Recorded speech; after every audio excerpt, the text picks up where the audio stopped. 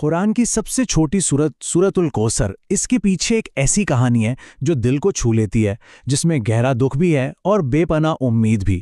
آج ہم اسی گہری داستان کو سمجھنے کی کوشش کریں گے۔ محمد کی نسل آگے نہیں چلے گی، ان کا نام لینے والا کوئی نہیں رہے گا۔ سوچئے، یہ وہ ظالمانہ تانا تھا جس نے اس پوری کہانی کی بنیاد رکھی، ایک ایسا جملہ جو نبی پاک صلی اللہ علیہ وآلہ وسلم کے دل کو توڑنے کے لیے کہا گیا تھا۔ تو چلیے کہانی کا آغاز کرتے ہیں۔ بات شروع ہوتی ہے مکہ سے، اور ماحول اس گہرے ذاتی غم میں ڈوبا ہوا ہے جس کا سامنا حضرت محمد صلی اللہ علیہ وآلہ وسلم کر رہے تھے۔ نبی پاک صلی اللہ علیہ وآلہ وسلم کے شیر خوار بیٹے عبداللہ کا انتقال ہو چکا تھا۔ ذرا اس باپ کے غم کا اندازہ لگائیے جس نے ابھی ابھی اپنے لخت جگر کو کھویا ہو۔ ان کے گھر پر ایک خاموش سوگ کی کیفیت طاری تھی۔ لیکن اب ذرا اس منظر کا تضاد دیکھیے۔ ایک طرف نبی پاک اپنے گھر میں خاموشی سے غم منا رہے ہیں، اور دوسری طرف ان کے اپنے سگے چچا ابو لہب گلیوں میں خوشی سے چیخ رہے ہیں، غلاموں میں کھجورے بانٹ کر اس سانحے کا جشن منا رہے ہیں۔ اور بس یہیں سے کہانی کا رخ بدل جاتا ہے۔ جب انسانی ظلم اور بے حسی اپنی انتہا پر تھی تو اللہ کی طرف سے ایک جواب آیا، ایک ایسا جواب جس نے نبی پاک صلی اللہ علیہ وسلم کو تسلی دی۔ اس شدید ترین تکلیف کے لمحے میں نبی پاک پر اللہ کی طرف سے براہ راست وحی نازل ہوئی، سورت الکوثر۔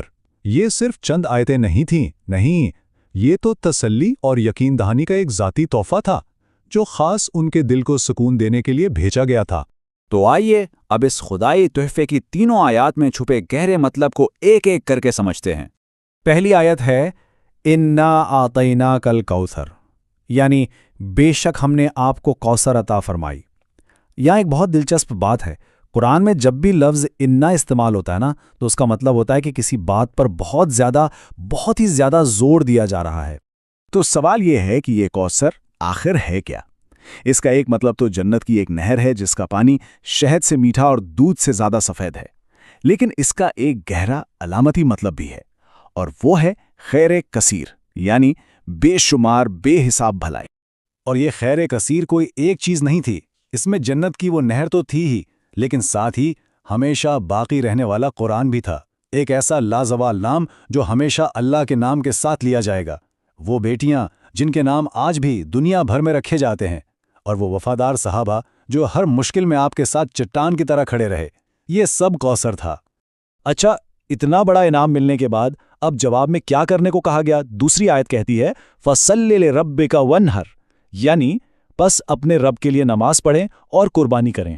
اس چھوٹی سی آیت میں عبادت کی دو بڑی قسمیں بتا دی گئیں، ایک ہے ذاتی عبادت یعنی اپنے رب کے لیے نماز پڑھنا، اور دوسری ہے عوامی عبادت یعنی قربانی کرنا اور اس کا گوشت دوسروں کے ساتھ بانٹنا، جو معاشرے کی مدد اور خدمت کی ایک شکل ہے۔ اور پھر آتی ہے آخری سب سے طاقتور آیت، ان شانئک ھو الابتر، بے شک آپ کا دشمن ہی بے نام و نشان رہے گا۔ یہ آیت ابو لہب کے اسی تانے کا سیدھا اور دو ٹوک جواب ہے۔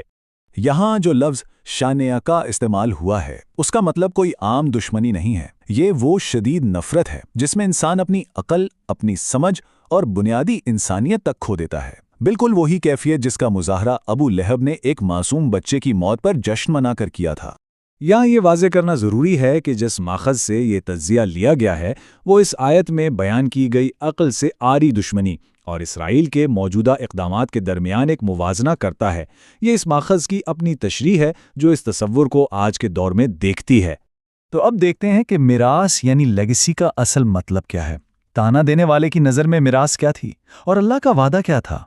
یہاں دو نظریے آمنے سامنے ہیں، ایک طرف ابو لہب کی چھوٹی دنیاوی سوچ کہ میراث تو بس بیٹوں سے چلتی ہے، اور دوسری طرف اللہ کا ابدی وعدہ کہ اصل میراث ایمان اور نیکی سے قائم رہتی ہے جو ہمیشہ باقی رہتی ہے۔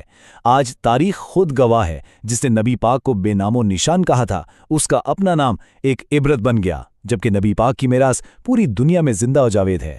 تو اس ساری بات کا، اس تاریخی واقعے کا آج ہماری زندگیوں کے لیے کیا پیغام ہے؟ ہمیں یہ سوچنا ہے کہ ہماری اپنی زندگیوں میں کوثر کیا ہے، وہ کون سی خیر کثیر، وہ کون سی بے شمار بھلائی ہے جو ہمیں عطا کی گئی ہے۔ یہ ہماری صحت ہو سکتی ہے، ہمارے بچے چاہے بیٹے ہوں یا بیٹیاں، یہ سب رحمت ہے۔ ہمارا گھر، ہمارا فارغ وقت اور ہر وہ چھوٹی بڑی نعمت جسے ہم اکثر معمولی سمجھ کر نظر انداز کر دیتے ہیں، یہ سب ہماری زندگی کا کوثر ہے۔ تو یہ سورت ہمیں ایک بہت بڑا سبق سکھاتی ہے۔ یہ سکھاتی ہے کہ اپنی نعمتوں کو گننا سیکھیں، نہ کہ صرف اپنے نقصانات پر روتے رہیں۔ یہ ہمیں سکھاتی ہے کہ غم میں ڈوبے ہوئے لوگوں کو تسلی دیں اور بیٹوں کو بیٹیوں پر فضیلت دینے والی جہالت سے خود کو بچائیں۔